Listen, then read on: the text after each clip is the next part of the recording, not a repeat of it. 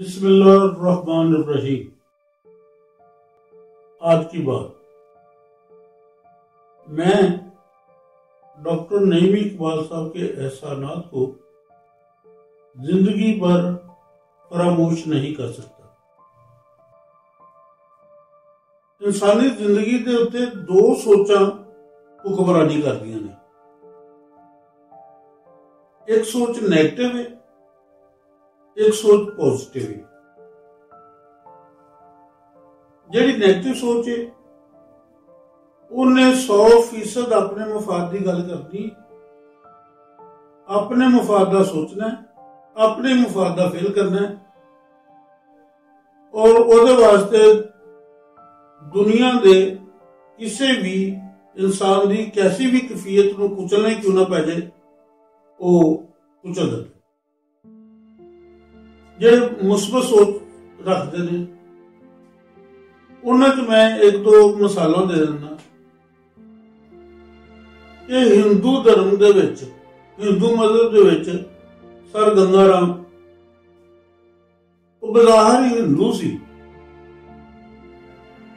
लेकिन वो इंसानियत ते खड़े हुए एक आला दर्जे के इंसान से।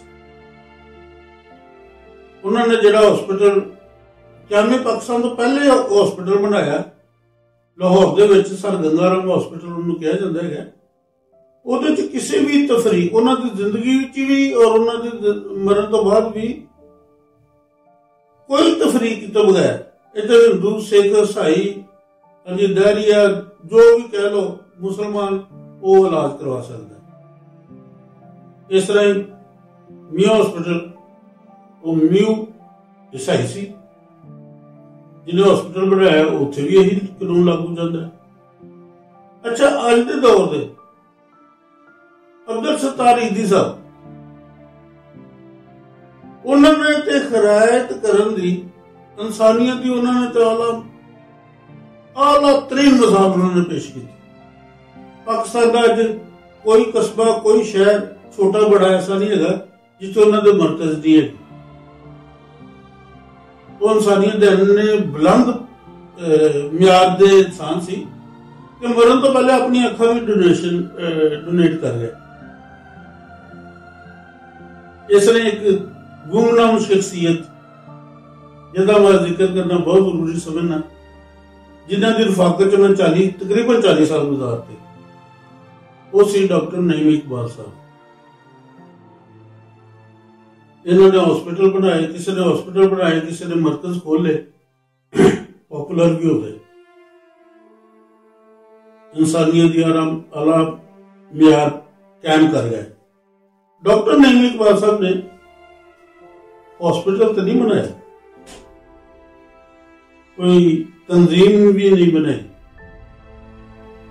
लेकिन जिन्हें लोग उन्होंने जानते हैं, जिन्हें लोग उन्होंने सोबत रहे ने, वो सारी इस गल की तस्दीक करेंगे कि वो भी इंसानियत के उत्ते कायम दायम सी।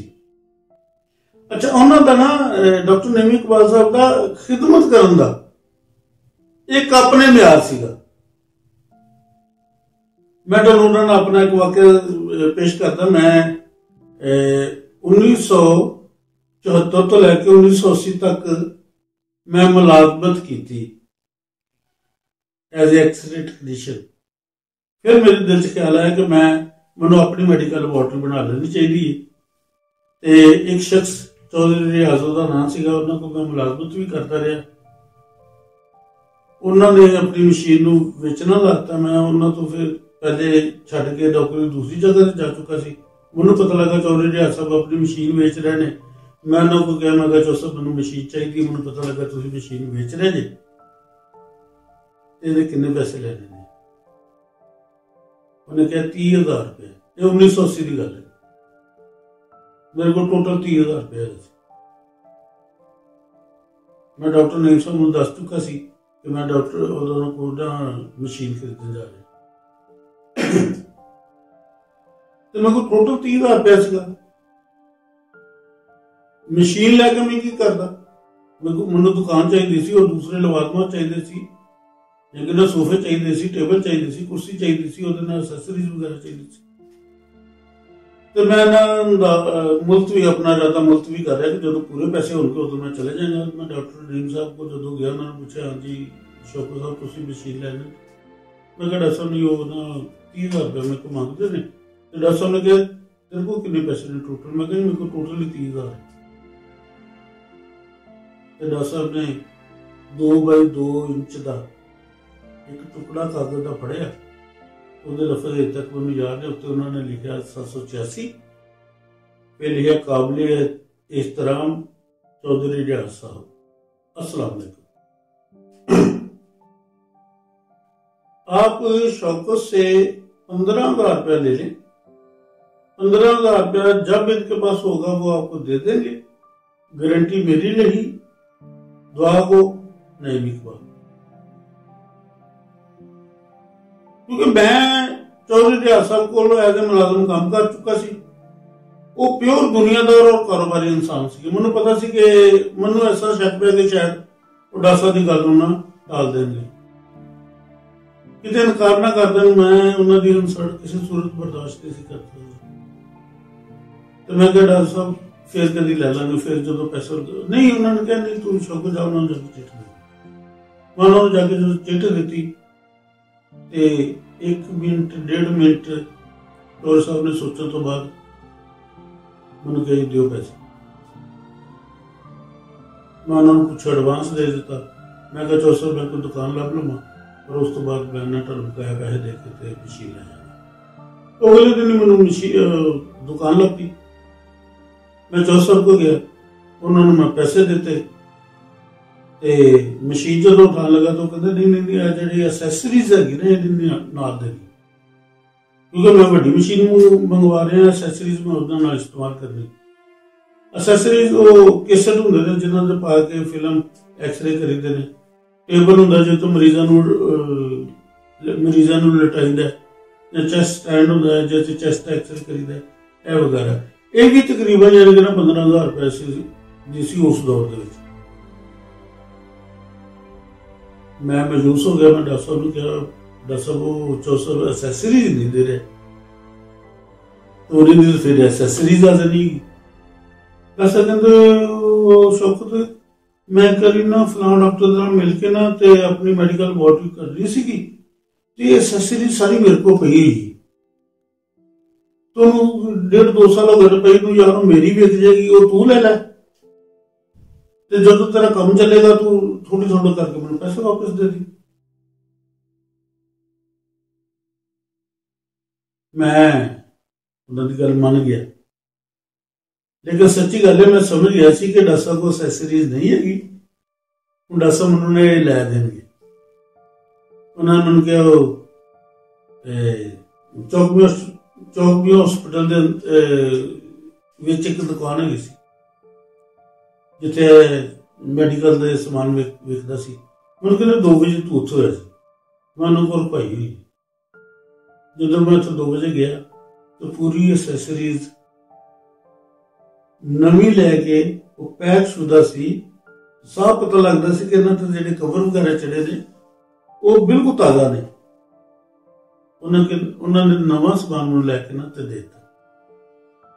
ਫਿਰ ਮੈਨੂੰ ਕਹਿੰਦੇ ਰਸਤੇ ਦੇ ਵਿੱਚੋਂ ਨਾ ਉਹ ਇੱਕ ਵਾਲਿਆਂ ਕੋਲ ਮੇਰੇ 3 ਡੱਬੇ ਵੀ ਪਏ ਨੇ ਫਿਲਮਾਂ ਦੇ, ਉਹਨਾਂ ਦਾ ਸਾਈਜ਼ ਹੁੰਦਾ 8-10, 10-12, 12-15, ਤੇ ਉਹ ਵੀ 100 ਪੈਕਟ ਦਾ ਨਾ ਇੱਕ ਲੈ ਜੀ, ਉਹਨਾਂ ਕੋਲ ਮੇਰੇ ਪਏ।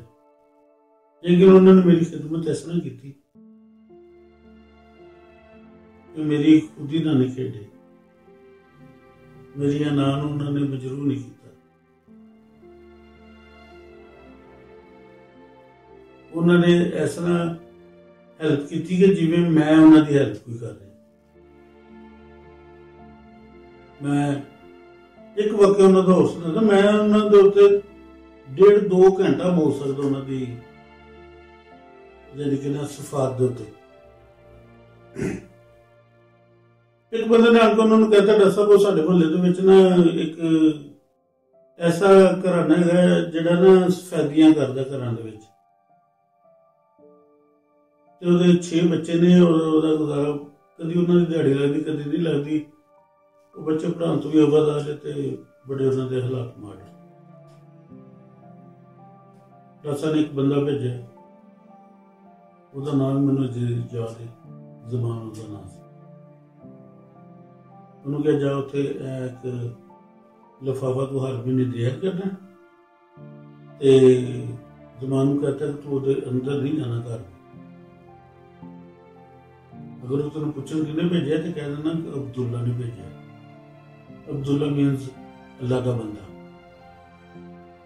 इस तरह बेबहा उन्होंने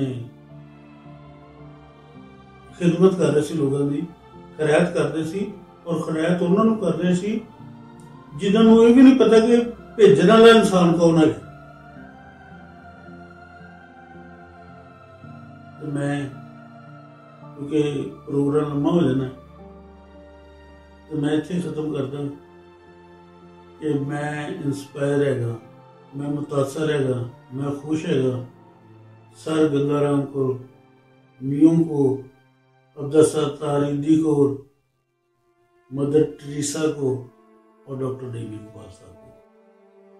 इंसान को जिंदगी इस अंदाज गुजारनी चाहिए। डॉक्टर नईम साहब और जिन्हों के मैं नाम लिते ने ये इस टाइम दुनिया ते नहीं है, लेकिन साढ़े अंदर मौजूद ने और इन्हों मौजूद रहना चाहिए। जे सीखना तो इन्होंने लोगों